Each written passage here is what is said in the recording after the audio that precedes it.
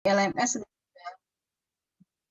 di LMS sudah ada RPS, sudah ada materi, namun itu ternyata materi tahun sebelumnya, belum diupdate dengan materi yang sekarang, sehingga nanti materinya mungkin, karena saya bukan dosko ya, doskonya Pak Budi Mulyana, jadi saya share di kelas saya saja untuk materi saya, karena yang bisa share secara umum tentunya adalah dosen koordinator, seperti itu.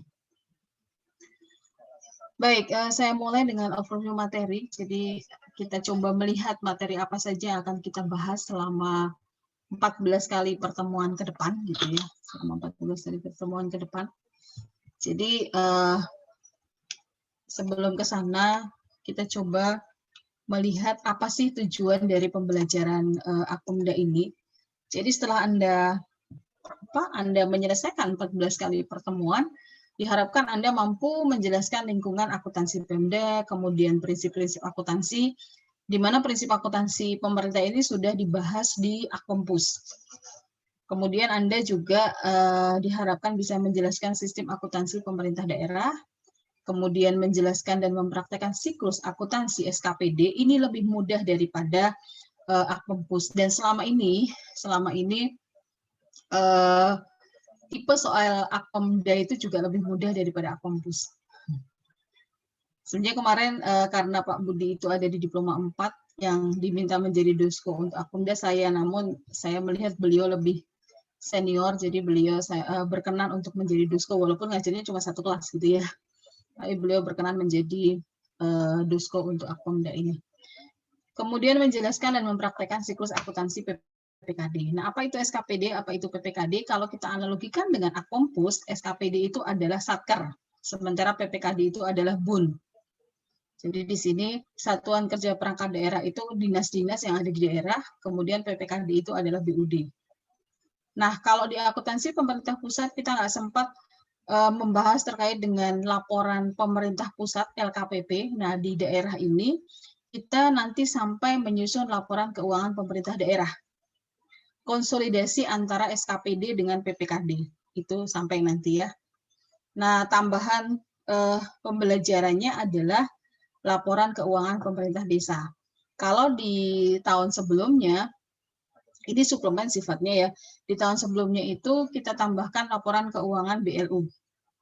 Kalau di Anda ini kita tambahkan laporan keuangan pemerintah desa sesuai dengan apa ya, current isu sekarang. Banyak sekali permintaan terkait dengan keuangan desa ini gitu ya. Seperti itu. Nah, acuannya tentunya kita menggunakan buku Akomda ini dibuat oleh Pak Budi Mulyana, namun perlu saya sampaikan di sana belum ada update dengan Permendagri yang baru, karena buku itu terbit di tahun 2020 sehingga disusun sebelum tahun 2020, sehingga masih menggunakan Permendagri yang lama. Di tahun 2020 muncul Permendagri 77 yang kita gunakan sebagai acuan untuk pembelajaran sekarang. Jadi nanti adalah penyesuaian-penyesuaian terkait dengan buku akuntansi pemerintah daerah. Kemudian untuk SAP ini yaitu sudah dibahas di Akompus ya, untuk SAP basis akrual. Kemudian IPSAT juga sudah disampaikan, ini pembahasannya sama persis dengan Akompus, Bultek juga sama. Nah yang berbeda adalah Permendagri, kita nggak pernah singgung-singgung terkait dengan Permendagri di Akompus, seperti itu. Jadi Permendagri 90 tentang BAS, bagian akun standar, di sana disebutkan sebagai nomenklatur pembangunan daerah sebenarnya ya. Nanti Anda bisa cek. Kemudian kita menggunakan Permendagri 64, ini merupakan implementasi karena sampai sekarang belum ada yang baru, jadi kita masih menggunakan Permendagri 64 untuk implementasi SAP berbasis akrual pada Pemda. Kemudian PP 12, ini kalau Anda sudah menerima dari kelas yang lain, kalau dari slide dosko ada sedikit tipe barangkali ya, tertulisnya di sana PP nomor 19 tahun 2019. Padahal kalau Anda cek itu adalah PP nomor 12 tahun 2019 TKD. Kalau nomor 19 tentang apa ya? Anda nanti cek sendiri di Google ya. Permendagri 77 tentang pedoman PKD, kemudian Permendagri 20 tentang pedoman pengelolaan keuangan desa. Ini yang menjadi acuan kita. Tapi nanti setiap kita membahas pasti akan ada acuan baru yang muncul. Itu seninya belajar di kepedaan negara ya. Saya dulu belajar apa, saya harus menyampaikan apa gitu kan. karena aturannya dinamis sekali ya, berubah-ubah terus gitu kan. Jadi kita ikuti perubahan itu walaupun biasanya sih perubahannya bukan merupakan perubahan yang mendasar. Seperti itu.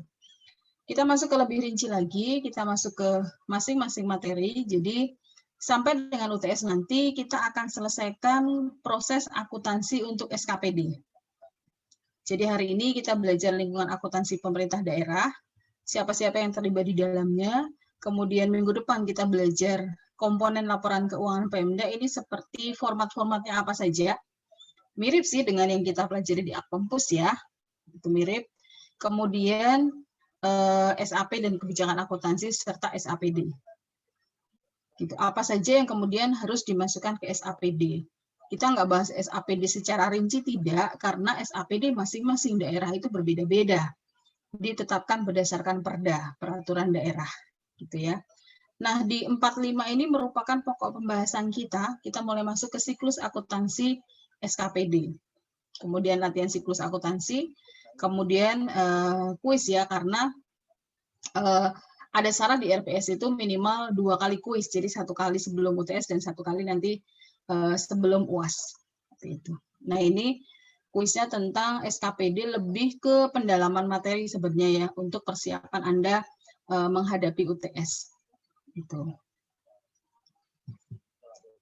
Kemudian ini setelah UTS kita sudah mulai masuk ke PPKD. Jadi siklus akuntansi pejabat pengelola keuangan daerah PPKD. Kemudian siklus akuntansi PPKD sama ya, antara jadi 8 dan 9 itu sama. Kemudian 10, 11 itu mulai ke laporan keuangan konsolidasi. Jadi kalau di Akpompus kemarin kita sama sekali tidak menyinggung tentang kertas kerja gitu ya. Nah, nanti di Akpomda kita akan membuat kertas kerja untuk menggabungkan, mengkonsolidasikan antara laporan keuangan SKPD dan PPKD sehingga menciptakan LKPD, laporan keuangan pemerintah daerah. Seperti itu. Kemudian kita bahas terkait dengan arus kas dan caleg. Nah, yang terakhir 13 ini adalah suplemen tadi, adalah laporan keuangan pemerintah desa. Ini sifatnya overview saja ya, karena 1 kali pertemuan. Karena kalau kita belajar sebenarnya tentang laporan keuangan pemerintah desa, tentunya nggak bisa dalam waktu 2,5 jam. Seperti itu.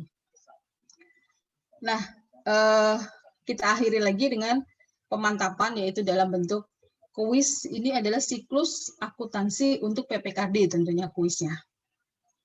Gitu ya, untuk persiapan Anda menghadapi UAS. Seperti itu. Nah, ini untuk prosentase penilaiannya sama dengan Akpompus ya, 30, 30, 40. Jadi yang murni nilai Anda adalah di 60% ya, UTS dan UAS. Aktivitas kehadiran sudah pasti itu dari BAK, kemudian sikap dan partisipasi belajar ini yang kemudian campur tangan kita bersama gitu ya. Karena diambil dari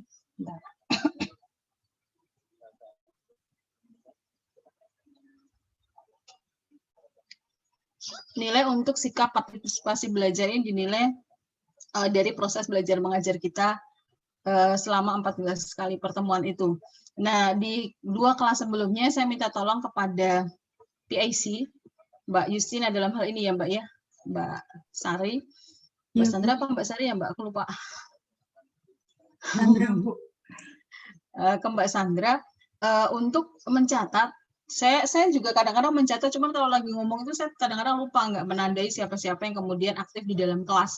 Jadi saya minta tolong ke Mbak Sandra untuk mencatat siapa-siapa yang aktif dalam hal ini, nggak cuma yang nanya ya, tapi yang memberikan tanggapan itu juga dicatat. Termasuk kemungkinan besar saya akan mengkombinasikan pembelajaran dengan Zoom dan WA Group, atau kalau Anda mau kita pakai Telegram aja juga nggak masalah, atau pakai yang lain gitu ya.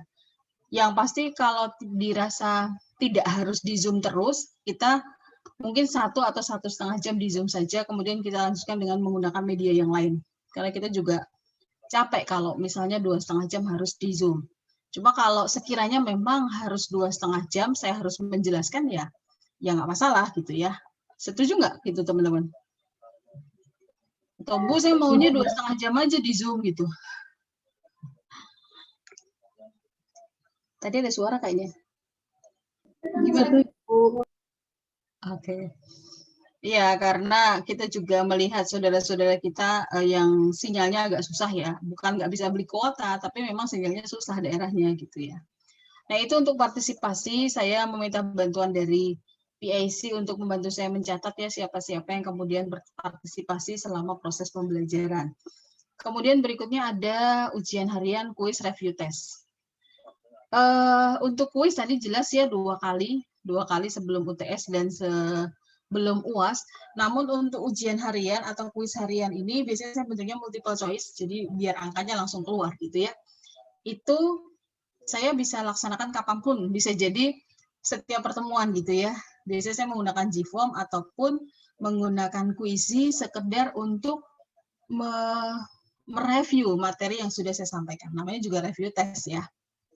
Jadi kuis dimungkinkan setiap pertemuan ini. Kalau enggak ya 2 kali pertemuan, 3 kali pertemuan itu sekali kuis ya. Tergantung kalau materinya dikit ya saya gabungkan aja gitu. Berikutnya adalah terkait dengan penugasan. Nah, penugasan ini juga saya combine antara dua, kayaknya saya akan ada 2 penugasan. Satu sebelum UTS dan satu lagi setelah UTS, satunya nanti merupakan tugas kelompok dan satunya merupakan tugas mandiri. Ini kenapa saya combine untuk mengantisipasi adanya free rider ya. Jadi kasihan juga teman-teman yang kerja, jadi nanti ada yang memang kelompok, yang nilainya satu kelompok tentunya sama, ada juga yang individual. Seperti itu. Ini untuk penilaiannya ya. Ada yang mau ditanyakan sampai sini?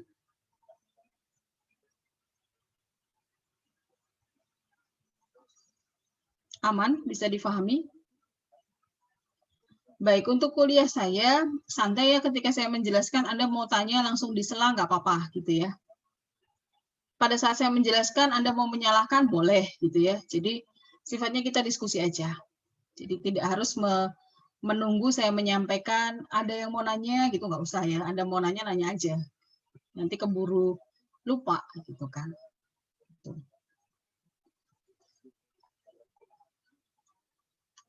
Jelas ya pembelajaran kita ya. Oh, ada satu lagi ini yang saya sudah tanyakan ke 2 kelas yang lain. Saya coba menjaring informasi dari kelas ini ya, kelas 9. Saya ada tugas untuk memberikan apa ya? Pembelajaran non SKS. Pembelajaran non SKS. Jadi bebas ya, ini di luar SKS yang 14 kali pertemuan itu. Dan saya tanya ke Anda, kira-kira kelas ini mau pembelajaran non SKS dalam bentuk apa? Itu ya. Ini saya dengar pendapat Anda dulu. Silahkan.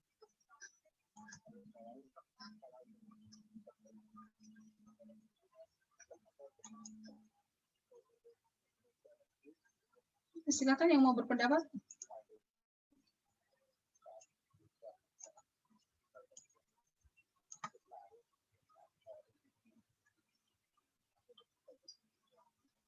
Jika ada pendapat,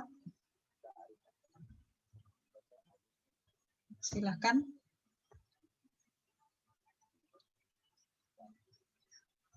Maksudnya pembelajaran non SKS itu apa ya? Oke, tadi singkat saya sampaikan ya bahwa itu adalah pembelajaran yang kita lakukan di luar 14 kali pertemuan yang sudah terjadwal. Bentuknya bebas, gitu ya. Makanya saya menyesuaikan dengan kira-kira mahasiswa maunya seperti apa. Bu, kita sekali-kali live YouTube dong, Bu. Kita sekali-kali belajar menggunakan IG misalnya itu ya, seperti itu.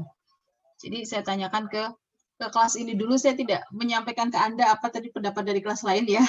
Tapi saya coba kelas ini dulu apa, nanti saya coba ambil kira-kira yang terbanyak mewakili lah ya. Silakan Mas Wildan.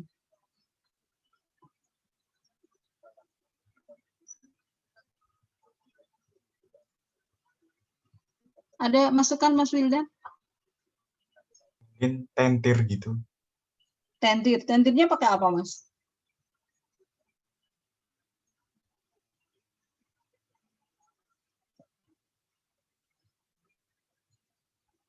Kalau yang enak sih biasanya Zoom. Pakai Zoom ya, sepanjang kita masih daring ini kita pakai Zoom gitu ya. Tapi kalaupun sudah luring, kalau tentir bisa juga pakai Zoom ya.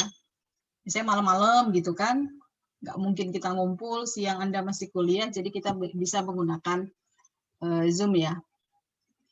Oke, itu dari Mas Wildan, tentir. Ada lagi? Yang lain?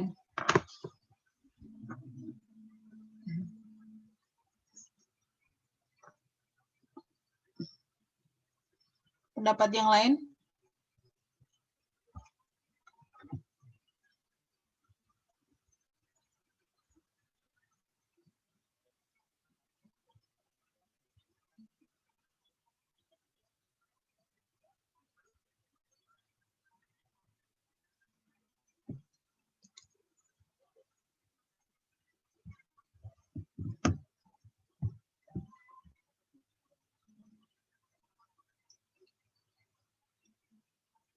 Tidak ada pendapat yang lain?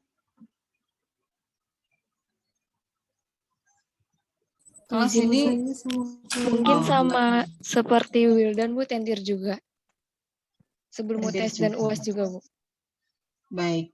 Yang selain tentir deh, yang beda ada nggak?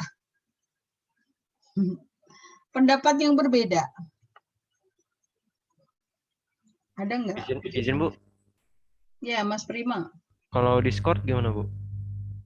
Boleh. Saya catat dulu ya. Ini masukannya saya catat. Ini tentir tapi pakai Discord ya, Mas ya? Atau apa, Mas? Discordnya Ya apa? Bu, jatuhnya kayak podcast gitu. Tapi bahas soal. Atau apa, Mas? Temanya apa temanya? Atau nggak harus bahas soal?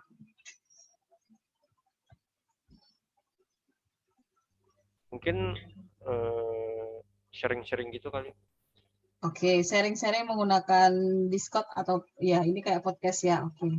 Nah, ini berbeda. Satu lagi yang berbeda, yang sama tidak usah disampaikan, yang berbeda. Kita ada pendapat lain yang berbeda. Ini Mas Prima kok kayak di mana kok? Di ruang tamu gitu? Kuliahmu? Di kantor Bu. Iya, itu di ruang rapat atau apa itu?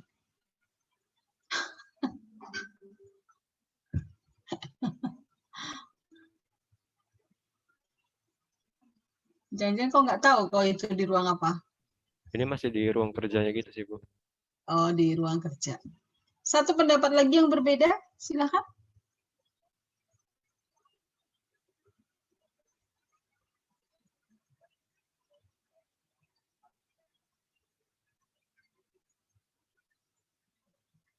Tidak ada? Oke, kalau tidak ada saya nggak maksain ya. Ada dua pendapat dari kelas ini. Yang pertama adalah tentir. Pakai Zoom gitu ya. Atau kalau ada satu lagi yaitu terkait dengan sharing-sharing menggunakan Discord bentuknya seperti podcast gitu ya. Nanti coba saya pikirkan, saya gabungkan dengan dengan masukan dari kelas yang lain. Oke. Kalau tidak ada masukan dulu, saya lanjutkan dulu. Tapi nanti kalau Anda di tengah kepikiran apa, silahkan disampaikan, nggak masalah ya. Atau bahkan setelah ini Anda baru kepikiran, silahkan disampaikan. Seperti itu. Jadi saya mulai masuk ke materi yang pertama untuk hari ini. Semoga nggak sampai 1 jam ke depan, bisa kita lanjutkan nanti menggunakan WA gitu ya. Jadi kita komen tadi untuk pembelajarannya. Sebenarnya enak begini, cuma takutnya agak kekecilan Anda ya.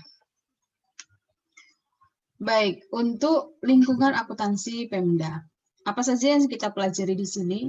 Ada 4 ya yang menjadi tujuan daripada perkuliahan pertama ini, di mana Anda diharapkan di sini bisa menjadi bagian dari pengelolaan keuangan daerah. Jadi pengelolaan keuangan daerah itu diselenggarakan oleh siapa saja Anda tahu gitu ya. Kemudian bagaimana kaitan LKPD dengan SAP, kebijakan akuntansi, dan sistem akuntansi Pemda. Berikutnya adalah pihak-pihak yang terlibat dalam pelaporan keuangan. Nah, yang terakhir adalah klasifikasi APBD berdasarkan PP 12 dan Permendagri 77. Permendagri 77 ini merupakan petunjuk pelaksanaan dari PP 12 sehingga sama lah ya, cuma lebih rinci ini sensitif sekali laptop saya. Tangan saya bergerak aja udah bergerak sendiri. Jadi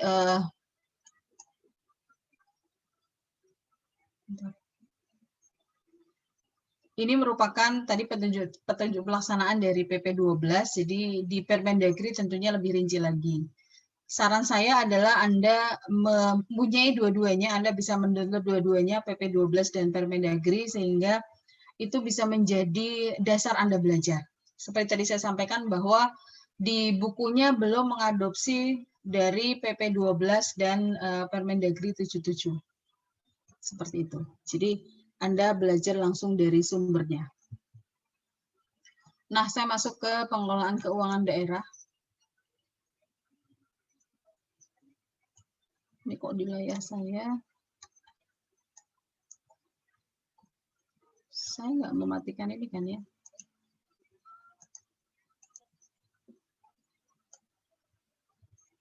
Oh.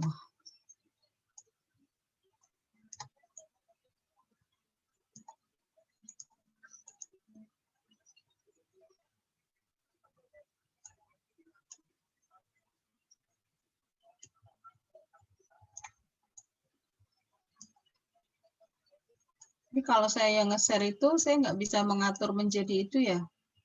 Yang apa, teman-teman ada di atas itu nggak bisa ya kalau saya nge-share. Baik. Ini saya mulai dengan pengelolaan keuangan daerah. Jadi pengelolaan keuangan daerah itu adalah seluruh kegiatan dari mulai perencanaan, penganggaran, pelaksanaan, penatausahaan, pelaporan, pertanggungjawaban, dan pengawasan keuangan daerah. Di semester ini Anda juga belajar tentang PKD. Jadi pasti Anda pertama kali juga disampaikan ini gitu ya. Apa itu yang dimaksud dengan pengelolaan keuangan daerah. Nah, akuntansi ada di mana? Akuntansi mulai dari sini. Akuntansi dimulai dari penatausahaan di sana. Jadi akuntansi tidak ke perencanaan, tidak ke penganggaran, tapi mulai ke penatausahaannya. Akhir dari penatausahaan itu nanti ada akuntansi. Kita coba lihat untuk gambarnya ya. Gambar ini barangkali juga dibahas di kelas Anda. Anda sama siapa PKD-nya? Biasanya siapa PKD kelas ini? Pak Syahrul. Oh, Pak Syahrul ya. Ada gambar ini di materi PKD? Ada, Bu. Ada ya. Baik. Saya tidak akan membahas dari awal kalau seperti itu, karena untuk perencanaan, pelaksanaan ini adalah ranahnya dari PKD gitu ya. Jadi sebenarnya akuntansi itu dimulai dari setelah pelaksanaan DIPA. Ini kan yang kuning ini adalah DIPA-nya selesai gitu ya, menjadi perda APBD gitu kan. Nah, kemudian ada penatausahaan pendapatan, belanja, pembiayaan, kekayaan, dan kewajiban. Nah, baru dokumen-dokumen dari keempat bagian ini, pendapatan, belanja, pembiayaan, kekayaan, dan kewajiban, itu dimasukkan ke akuntansi, dokumennya. Jadi sebenarnya kegiatannya terakhir ya. Jadi kegiatan terakhir di akuntansi ini. Nah, akuntansi ini berdasarkan hasil dari penatausahaan. Misalnya kalau di pendapatan berarti berdasarkan bukti setornya gitu ya. Di belanja berdasarkan SP2D-nya gitu kan. Nah, itu dijadikan dokumen sumber kegiatan akuntansi. Nah, akuntansi tentunya kalau kita bicara akuntansi, siklusnya dimulai dari jurnal, kemudian buku besar, neraca saldo, neraca lajur, kalau dibutuhkan baru masuk ke laporan keuangan. Bukan? Yang merupakan tujuan akhir dari proses akuntansi. Laporan yang dihasilkan sama dengan di Akunpus, ada LRA, ada LPSAL, ada neraca, ada arus kas, laporan operasional, laporan perubahan ekuitas. Seperti itu. Nah, laporan keuangan ini nanti dituangkan dalam bentuk raperda, pertanggungjawaban dan pelaporan APBD, kemudian disetujui oleh kepala daerah dan DPRD, kepala daerah dan DPRD, gitu ya. Kemudian dievaluasi oleh gubernur dan menteri dalam negeri. Ini setelah kemudian diaudit sama BPK dan dilaporkan ke DPRD, gitu ya. DPRD di sini dia ya seperti DPRD pusat ya. Ini merupakan kita sampaikan pertanggungjawaban kepada DPRD. Kalau yang mengaudit sendiri adalah di BPK ya, ada dua audit utama di BPK itu yang mengaudit daerah. Jadi yang bertanggung jawab wilayah timur dan wilayah barat, gitu ya. Jadi dibaginya nggak ada tengah ya kalau di BPK ya, hanya wilayah timur dan wilayah barat. Tengah itu masuk barat ya, tengah itu masih masuk wilayah barat. Itu tanggung jawab pengauditan di BPK, gitu ya. Jadi kita hanya akan belajar di ranah biru ini sedikit dan ke laporan keuangan. Yang lainnya itu menjadi ranahnya dari PKD, pengelolaan keuangan daerah. Jadi kalau saya boleh simpulkan, akuntansi ini merupakan bagian dari pengelolaan keuangan daerah. Kalau Anda belajar lebih besar lagi, berarti akuntansi keuangan daerah ini adalah bagian dari akuntansi pemerintah, gitu kan. Kalau mau lebih besarkan lagi, akuntansi pemerintah itu merupakan bagian dari ilmu pemerintahan, gitu ya. Jadi lapis-lapisannya banyak. Jadi ketika Anda lulus dari Diploma 3 Kepemudaan Negara, itu Anda ahli di bidang keuangan negara misalnya, itu Anda baru mengetahui sebagian kecil daripada ilmu pemerintahan. Masih banyak sekali yang dipelajari oleh teman-teman Anda di IPDN sana, gitu ya. Karena sebagian teman Anda tentunya ada yang di IPDN, di sanalah yang belajar ilmu pemerintahan. Salah satunya terkait dengan keuangan. Tapi di sana sih nggak dipelajari sedetail kita ya. Belajarnya adalah singkat-singkat saja, karena lebih menekankan kepada ilmu pemerintahannya. Seperti itu. Nah, kita masuk ke dasar hukumnya. Tentunya kita mulai dari Undang-Undang 17 gitu ya, di mana di sini selambat-lambatnya Kepala daerah, gubernur, bupati, wali kota itu menyampaikan raperda tentang pertanggungjawaban pelaksanaan APBD kepada DPRD berupa apa? Laporan keuangan yang telah diperiksa BPK. Selambat-lambatnya di situ 6 bulan setelah tahun anggaran berakhir. Itu ya. Jadi nanti kalau ditarik mundur, sebenarnya 1 bulan setelah berakhir itu harus menyerahkan kepada BPK, gitu ya. BPK nanti mengaudit waktunya sekitar 2 bulan, gitu ya. Kemudian diserahkan lagi kepada pemerintah daerah. Baru pemerintah daerah membuat raperdanya untuk diserahkan ke DPR, karena syaratnya di sini adalah setelah diperiksa oleh BPK. Gitu. Ini kemudian laporan keuangan itu setidak-tidaknya atau minimal meliputi apa? LRA, neraca, laporan arus kas, caleg gitu ya, yang dilampiri dengan laporan keuangan perusahaan daerah. Ini minimal, karena pada kenyataannya kita kan buat juga LO, LPE gitu ya, dibuat. Jadi di sini minimal saja, seperti itu. Ini 2003 ya, ruhnya waktu itu kita belum sampai ke LO kan ya.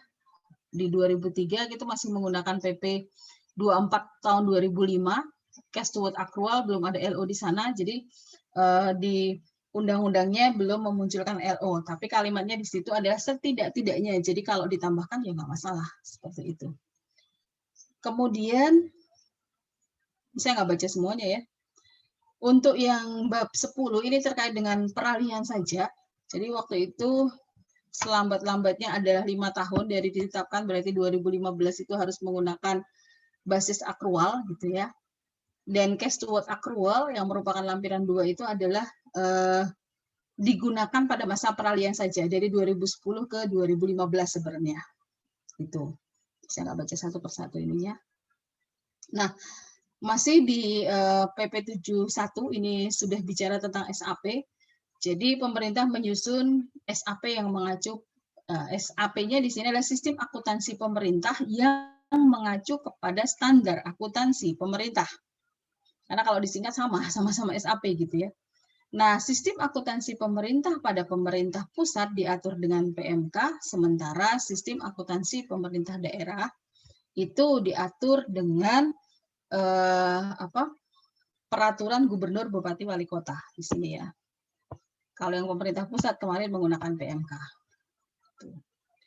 Nah, pedoman umum sistem akuntansi pemerintah diatur dengan peraturan Menteri Keuangan untuk pusat setelah berkoordinasi dengan Kementerian Dalam Negeri. Keluarlah Permendagri sebenarnya, gampangnya seperti ini kan bahasa peraturan ya, bahasa peraturan. Jadi Peraturan Menteri Keuangan setelah berkoordinasi dengan Kementerian Dalam Negeri karena melibatkan atau mengatur daerah. Jadi berkoordinasi dulu dengan Kementerian Dalam Negeri. Nah, berikutnya penerapan SAP berbasis akrual sebagaimana dimaksud pada pasal 4. Ini tangan saya ini benar-benar dah ini sensitif sekali laptop saya gitu ya. Dapat dilaksanakan secara bertahap dari penerapan SAP berbasis kas menuju akrual menjadi penerapan SAP berbasis akrual. Untuk saat ini tentunya sudah menggunakan basis akrual seperti itu ya.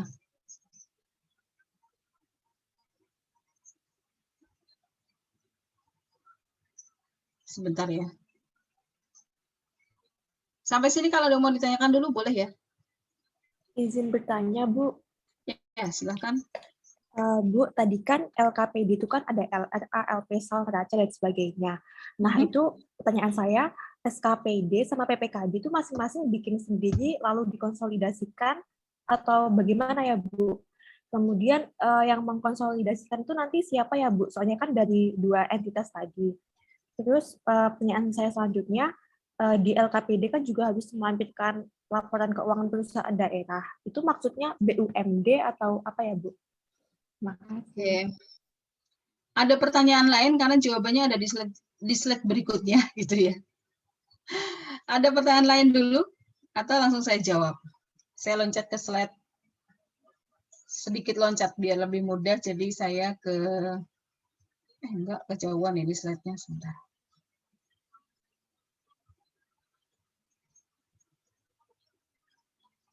Atau saya tunda ya, Mbak ya? Ada di slide agak belakang nanti ya. Baik, Saya tunda. Bu. Itu ada jawabannya di slide.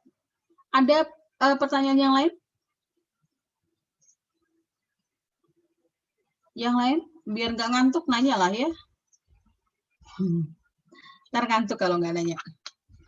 Baik, saya lanjutkan dulu masih terkait dengan dasar hukum ini sebenarnya. Kaitan antara SAP di sini berarti standar akuntansi pemerintah, kebijakan akuntansi dan sistem akuntansi Pemda atau SAPD gitu ya. Tentunya kalau kita bicara akuntansi keuangan itu dimulai dengan terbitnya 3 paket undang-undang. Ini Anda sudah hafal banget ya dari tingkat 1 diulang-ulang terus 3 paket undang-undang gitu kan di bidang keuangan negara. Nah, dari 3 paket undang-undang ini keluarlah SAP gitu ya PP 71. Kemudian keluar lagi pedoman terkait dengan pengelolaan keuangan daerah. Gitu ya. 2010 untuk SAP-nya sebenarnya 2005 ya, tapi karena udah nggak berlaku, jadi yang ditulis di sini langsung 2010. Ini kalau ditarik lagi berarti ada PP 24 tahun 2005, gitu kan ya. Nah, kemudian untuk PKD-nya baru tersusun di 2000, ini 2000 sama-sama 2005 di PP 58 2005 seperti itu. Nah, untuk SAP ini keluar pedoman umum SAP dengan PMK 238. Kemudian ada implementasi SAP dengan Permendagri 64, ini masih kita gunakan.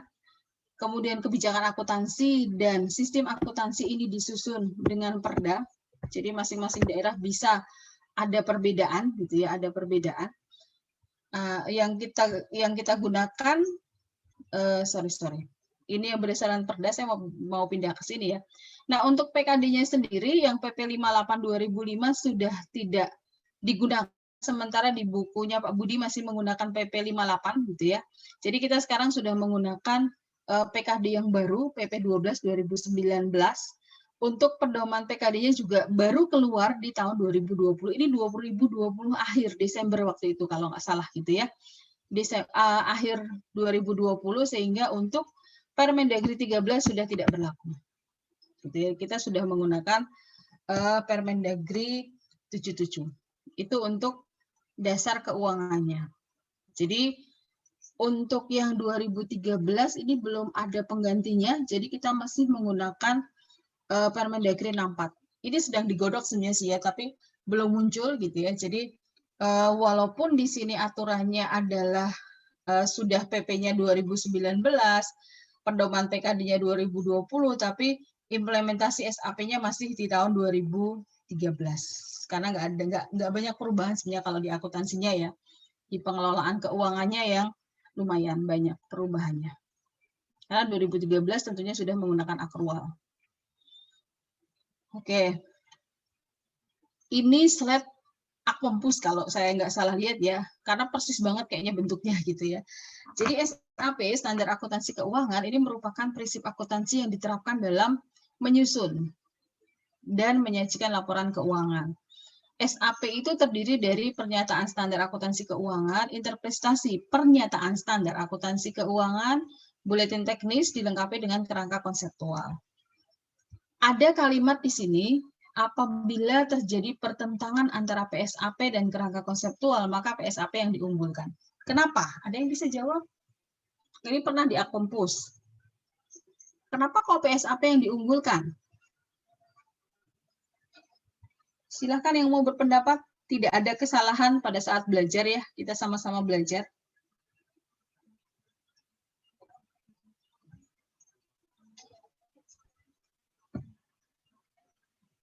Ada yang mau menyampaikan pendapat? Silahkan. Izin berpendapat, Bu. Iya, Bimo. Kalau saya mengapa PSAP itu lebih diunggulkan, karena kan PSAP itu kan pernyataan standar akuntansi pemerintah, Bu. Nah, kalau pernyataan itu berarti udah sesuai dengan pemikiran atau fakta gitu, Bu, yang terjadi di lapangan. Sedangkan kalau misalnya kerangka konseptual itu masih kayak berupa alur pemikiran terhadap suatu hubungan akuntansi itu, Bu, antar satu konsep dengan konsep yang lainnya. Menurut saya pendapat saya begitu, Bu. Baik. Jadi Anda sudah pernah baca SAP-nya sendiri? Ini bisa Anda download di SAP? Sudah pernah? Dibaca ya, dibaca ya. Nanti nggak usah dihafal, dibuka-buka aja sekedar tahu, oh ini toh kerangka konseptual, oh ini toh PSAP gitu ya. Jadi kerangka konseptual kalau Anda baca di sana itu masih mengatur hal-hal yang sifatnya umum. Pengertian pendapatan gitu ya. Kemudian laporan keuangan apa saja, tapi nggak sampai laporan keuangan formatnya seperti apa, nggak sampai ke sana. Nanti baru di PSAP 01 bicara tentang laporan keuangan. Jadi kenapa kemudian kita diminta untuk mengunggulkan PSAP, karena di sana memang lebih rinci. Nanti beda lagi, PSAP itu bisa jadi di PSAP itu ada yang nggak jelas. Muncullah IPSAP gitu ya, interpretasi tadi. Di IPSAP ternyata nggak jelas lagi gitu ya, ada permasalahan yang belum terjawab di PSAP dan IPSAP. Itu nanti akan muncul bultek gitu ya. Jadi semakin ke bawah itu biasanya semakin terinci gitu kan ya, seperti top manager itu biasanya bicaranya tentang hal-hal yang sifatnya konseptual. Sementara untuk lower manager tentunya adalah hal-hal yang sifatnya operasional gitu ya. PSAP ada banyak nanti ya yang sudah Anda kenal juga di Akpompus. Nah, saya lanjutkan dulu. SAP berbasis akrual adalah SAP yang mengakui pendapatan, beban, aset, hutang, dan ekuitas dalam laporan finansial berbasis akrual. Ini berarti yang menggunakan basis akrual, yang digunakan kata adalah beban, gitu ya. Sementara kalimat berikutnya, serta mengakui pendapatan belanja. Kalau dengar kata belanja, Anda langsung ingat ini adalah basisnya kas, gitu ya. Dan pembiayaan dalam pelaporan pelaksanaan anggaran berdasarkan basis yang ditetapkan dalam APBD. Sekarang basis penyusunan APBD apa, saudara? Sama dengan penyusunan APBN. Pendapatan belanja yang ada di APBD itu diakui kapan? Gampangnya seperti itu sebenarnya ya. Ada yang punya pendapat?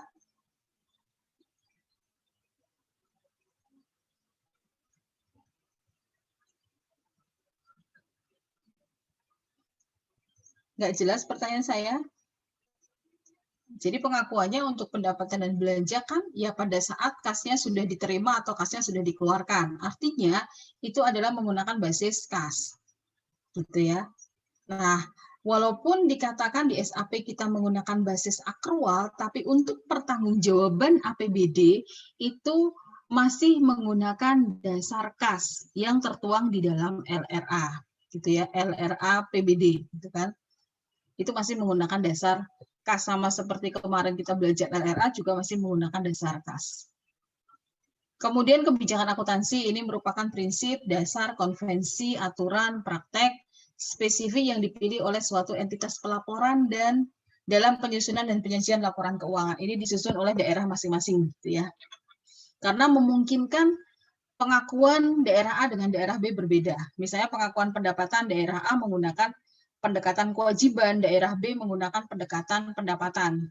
Kan nggak masalah, itu sebenarnya nanti hasil akhirnya sama.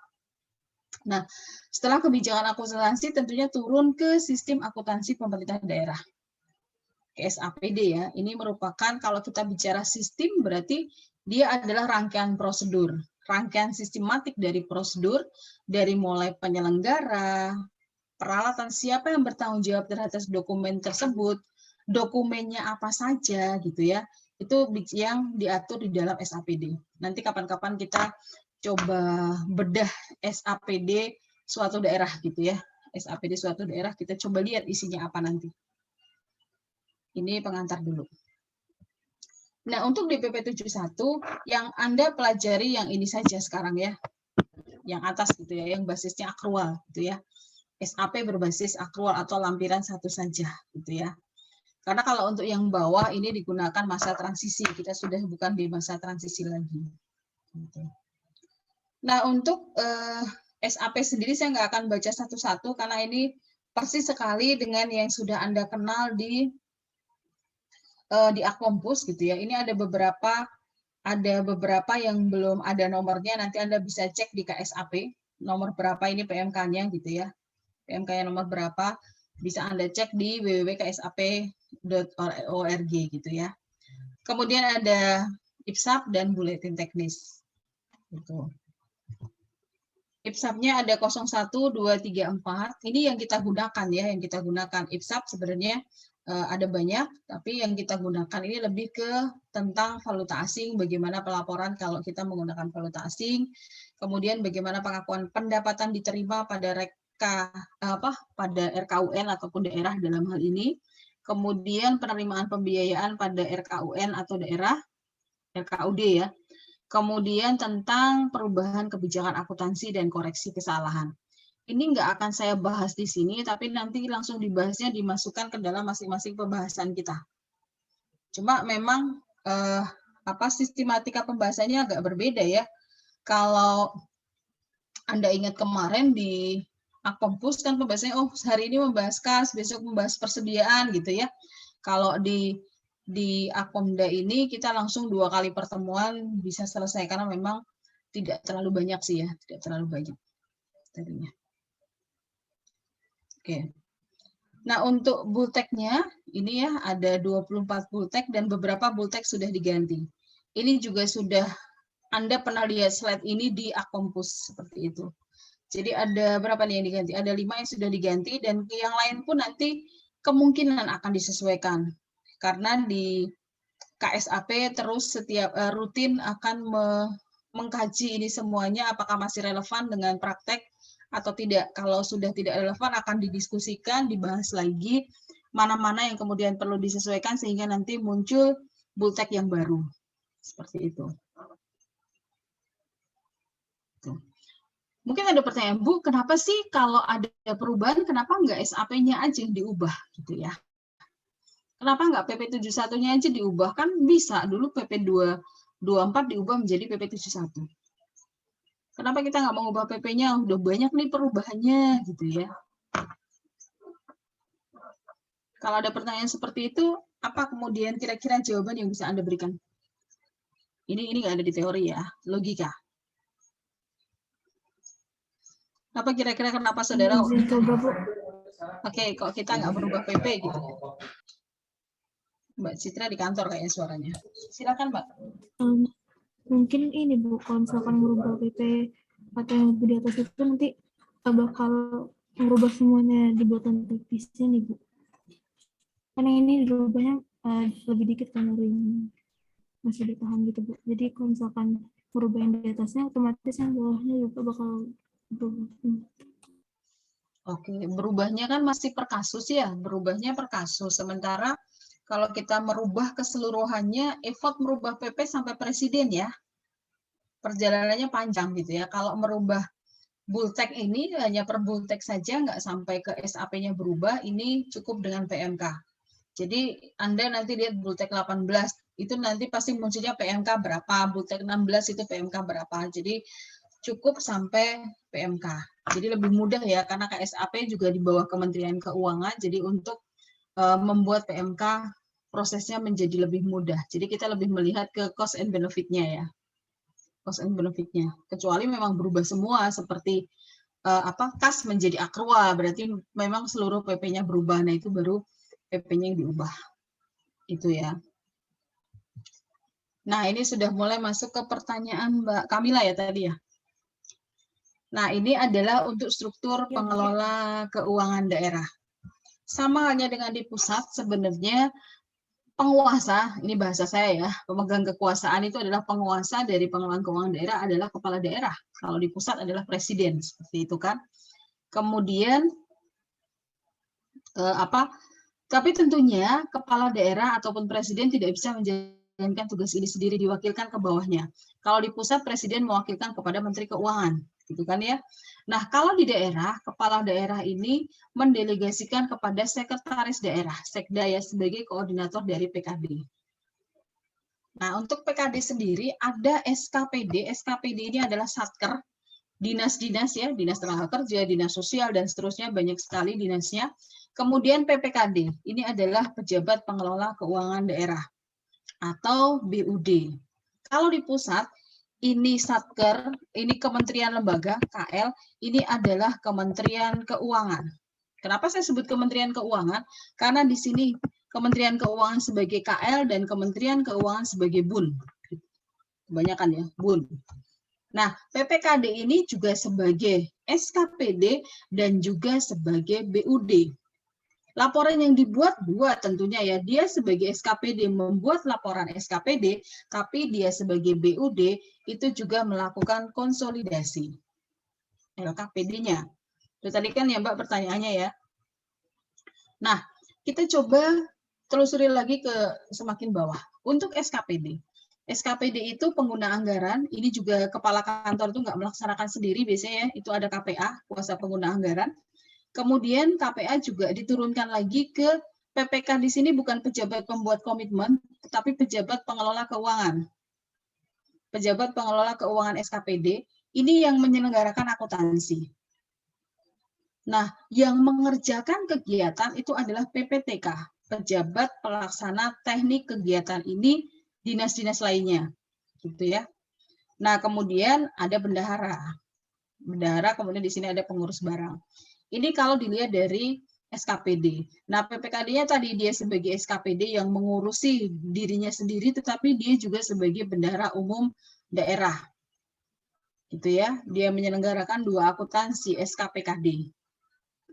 Nah, kalau tadi pertanyaannya kemudian siapa yang melakukan konsolidasi? Yang melakukan konsolidasi adalah PPKD. Laporan keuangan yang dihasilkan atau LKPD ini merupakan gabungan dari SKPD plus BUD kalau saya sebut seperti itu ya. Gitu. Terjawab Kamila? Jadi ini ya Bu, PPKD itu konsolidasi laporannya sendiri yang SKPD sebagai BUD dan sebagai SKPD. Selain itu juga mengkonsolidasi yang laporan dari kepala SKPD itu juga Bu. Ya, betul. Ya, baik. Terima kasih Ini Bu. BPKAD sebenarnya ya. Jadi kayak Kementerian Keuangan lah. Kementerian Keuangan selain membuat laporan untuk Kementerian Keuangan sendiri, dia juga mengkonsolidasi dari seluruh kementerian dan lembaga di pusat kan ya menjadi LKPP gitu. Persis sebenarnya sih, cuma namanya aja yang agak beda gitu. Fungsinya persis. Oke, tadi adalah yang gabungan antara SKPD dan PPKD. Sekarang kita bedah lebih dalam lagi terkait dengan SKPD-nya. Ini nggak tahu, laptop saya kok sensitif banget, saya bergerak dikit udah jalan sendiri. Nah, untuk SKPD ini diasumsikan kepala dinas gitu ya. Kepala dinas dikuasakan kepada sekretaris dinas, gitu kan? Sekretaris dinas di sini ada Kasubag Keuangan dan Kasubag lainnya. Nah, Kasubag Keuangan sebagai PPK SKPD, Kasubag lainnya yang ini yang melaksanakan kegiatan sesuai tusinya ya. Misalnya ada yang ngurusin kalau di Dinas Tenaga Kerja misalnya ngurusin penciptaan lapangan kerja non formal misalnya ya. Ada di itu saya ngarang ya namanya ya. Nah, itu pelaksana teknik kegiatan. Nanti dia membuat SPJ untuk diserahkan kepada PPK SKPD. Nah, PPK SKPD ini sebagai penyelenggara akuntansi tadi, di sini ada staf verifikasi yang memverifikasi dokumen yang diserahkan atau dibuat oleh PPTK. Diverifikasi, kalau sudah benar berarti dimasukkan ke dalam akuntansi dan dibuatkan SPM-nya. Seperti itu. Nah, khusus dinas yang ada UPTD, ini sebenarnya hampir sama ya, cuma garisnya putus-putus karena nggak semua dinas kemudian mempunyai UPTD. Nah, ini UPTD juga sebagai kuasa pengguna anggaran. Kalau tadi yang tidak berarti ke sekretaris, kalau UPTD berarti UPTD-nya sebagai KPA. KPA di sini ada bendahara pembantu, karena biasanya UPT itu letaknya berbeda ya dengan kedudukan dinasnya. Jadi bukan bergeser sendiri, dibutuhkan bendahara pembantu. Nah, untuk bendahara dinas tadi, karena lingkup kerjanya besar ya, ngurusin dinasnya, ngurusin UPTD, nah itu membutuhkan bantuan. Kalau membutuhkan bantuan, di sini tidak perlu bendahara pembantu, tapi cukup pembantu bendahara. Dibalik aja artinya berbeda sudah ya. Bendahara pembantu itu BPP sebenarnya kalau yang Anda kenal di Penaben ya. Kalau yang pembantu bendahara ini adalah staf yang membantu pekerjaan bendahara. Verifikasi berkas lah, pembuat daftar honor lah, itu adalah pembantu bendahara. Kalau bendahara pembantu, ya dia benar-benar menjalankan tugas kebendaharaan. Seperti itu. Ini yang ada di dalam SKPD. Itu ya. Nah, ini adalah struktur ringkas dari APBD. Ya, sama dengan yang pusat ya. Karena APBD berarti ada pendapatan, ada belanja, selisihnya surplus defisit, kemudian pembiayaan, ada penerimaan pengeluaran, pembiayaan neto, selisihnya adalah nanti silpa. Seperti itu. Ini kalau secara ringkas. Nah, apa isi dari pendapatan, apa isi belanja, apa isi pembiayaan, bisa kita lihat di sini ya. Awalnya tadi cuma ada 3, pendapatan belanja, pembiayaan, di sub berikutnya ada pendapatan asli daerah, ada pendapatan transfer, ada lain-lain pendapatan daerah yang sah. Di sub berikutnya, ini dibagi lagi ya, ada pajak daerah, retribusi daerah, hasil pengelolaan kekayaan daerah yang dipisahkan, ini yang BUMD tadi kameranya juga nanya ini kayaknya, BUMD, kemudian lain-lain PAD yang sah. Ini nanti dijabarkan lagi, di basnya silakan ada cek nanti, di Permendagri 90-nya, pajak daerah itu apa saja, retribusi daerah itu apa saja, atau kalau Anda nggak mau buka Permendagri-nya, Anda bisa masuk ke webnya DJPK, lihat di sana apa saja pajak daerah, apa saja retribusi daerah, itu semuanya ada di DJPK. Gitu ya. Kemudian transfernya apa? Transfernya ada yang dari pemerintah pusat, ada yang antar daerah. Antar daerah ini bisa horizontal, bisa dengan di bawahnya ya, seringnya sih di bawahnya ya, ke kecamatan atau ke mana, ke desa gitu ya, ada transfer dari pemerintah daerah. Kemudian lain-lain pendapatan yang sah, ada hibah, dana darurat, lain-lain pendapatan sesuai dengan peraturan perundang-undangan. Belanjanya, ini perbedaan antara Permendagri 13 dengan Permendagri 77 ya. Di Permendagri 13 itu slide yang ada di LMS Anda, itu masih mengadopsi di 13, di sana ada belanja langsung dan belanja tidak langsung. Nah, di Permendagri 77 langsung dibagi menjadi belanja operasi, modal, tak terduga, transfer. Itu. Nah, di belanja operasi, di situ ada pegawai, barang jasa, bunga, subsidi, hibah, dan bansos. 3 ini nanti kewenangannya yang berbeda. Nanti kita lihat di slide berikutnya. Untuk modal sama persis dengan yang pusat ya. Ada tanah, peralatan dan mesin, gedung bangunan. Ini di pusat kita sering menyebut jalan, irigasi, dan jaringan, JIJ gitu ya. Kemudian aset tetap lainnya, sama persis itu. Belanja tak terduga, belanja transfer, bagi hasil dan bantuan keuangan. Kemudian untuk pembiayaan, pembiayaannya silpa ada di pusat juga, pencairan dana cadangan di pusat juga ada, hasil pembiayaan kekayaan daerah yang dipisahkan, BUMD kalau di pusat berarti BUMN. Penerimaan pinjaman daerah, penerimaan kembali pemberian pinjaman daerah, penerimaan kembali ya. Kemudian penerimaan pembiayaan lainnya sesuai undang-undang. Pengeluarannya pembentukan dana cadangan, penyertaan modal daerah, pembayaran cicilan pokok hutang, pemberian pinjaman daerah, pengeluaran pembiayaan lainnya sesuai undang-undang. Nanti tentunya Anda bisa kembangkan ini baik di mata kuliah PKD ataupun Anda langsung baca BAS-nya gitu ya, apa saja isinya. Tapi kita juga tidak akan sedetail yang ada di BAS, kita akan ambil langsung belanja pegawai, belanja barang jasa seperti kemarin di Akumpus lah ya, tidak sampai kemudian rigid sampai di dalam-dalamnya itu apa saja, enggak lah ya. Untuk di akuntansi digabungkan menjadi satu. Nah, ini untuk kewenangan untuk pemungutannya, kalau saya bilangnya kewenangan perangkat daerah dalam mengelola pendapatan daerah. Jadi pajak daerah itu dikelola oleh SKPKD, BUD itu saya, dan sebagian juga SKPD. Retribusi daerah itu SKPD, jadi di masing-masing dinasnya. Kemudian hasil pengelolaan kekayaan daerah yang dipisahkan itu SKPKD, berarti BUD. Nah, ada lain-lain pendapatan daerah yang sah. Ini dikelola oleh SKPKD, kecuali ada pengecualian ya.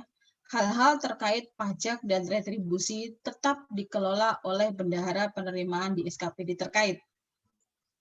Kemudian pendapatan BLUD dikelola oleh BLUD terkait. Pendapatan hibah, dana BOS dikelola oleh bendahara penerimaan khusus gitu ya. Kalau kita bicara terkait dengan perimbangan, langsung ingat ya, kita punya undang-undang baru ya, Undang-Undang Nomor 1 Tahun 2022 HKPD gitu ya. Tentunya akan ada penyesuaian-penyesuaian nanti terkait dengan pengelolaan keuangan daerah ini. Nanti dibahas di PKD barangkali ya. Untuk DAU-nya ada penyesuaian, DAK-nya ada penyesuaian gitu ya, menyesuaikan dengan Undang-Undang Nomor 1. Gitu. Nah, pemerintah daerah di sini ada larangan gitu ya, melakukan pungutan di luar yang sudah ditentukan oleh undang-undang. Gitu.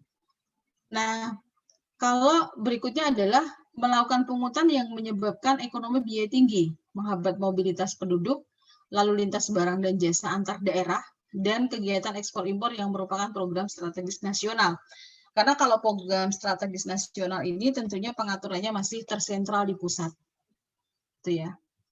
Ekspor impor itu masih dikelola oleh pusat. Nah, kemudian dalam hal kepala daerah KDH yang melakukan pungutan yang disebut nama lainnya dikenai sanksi administrasi. Jadi ada sanksinya ya. Ini kita lihat nanti tergantung kesalahannya ada di mana dan mengacu kepada peraturan yang mana. Itu ya. Nah, sanksi ini tidak kemudian dihukum sudah tidak, tetapi juga hasil pungutannya juga harus disetorkan. Gitu ya. Jadi kalau sekarang yang lagi rame Crazy Rich Muda ya, siapa Indra Ken dan Doni Salmanan ya, di penjara tapi bukan berarti kemudian uangnya bebas, uangnya diambil semuanya ya, hartanya diambil semuanya.